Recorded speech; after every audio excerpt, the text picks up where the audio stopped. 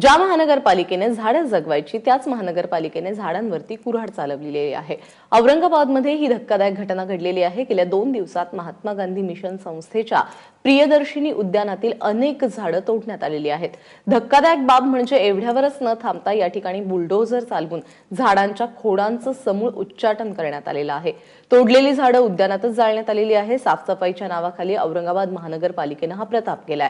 दरम्यान महात्मा गांधी मिशनने नुकतंच हे उद्यान महानगरपालिकेकडे सुपूर्त केलं होतं आणि त्यानंतर महानगरपालिकेने या उद्यानाचे हे असे हाल केलेत।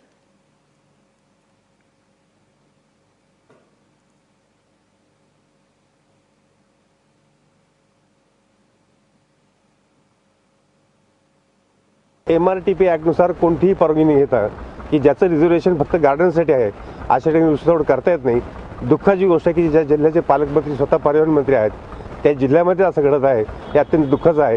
ही वृक्षतोड ताबडतोब थांबवावी अशा प्रकारची सिडकोतल्या नागरिकांची मागणी आहे। कारण इथले अनेक लोक सकाळी संध्याकाळी माझ्या ओळखीचे 150 ते 200 लोक सकाळी इथे फिरायला जातात आणि त्यांचं हे फिरणं आता बंद होईल किंवा वृक्षतोडीमुळे तिथली जे पर्यावरण आहे ते नष्ट होईल अशा प्रकारची दुःख आम्हाला वाटतं आणि म्हणून ही वृक्षतोड ताबडतोब बंद करावी अशी आमची विनंती आहे।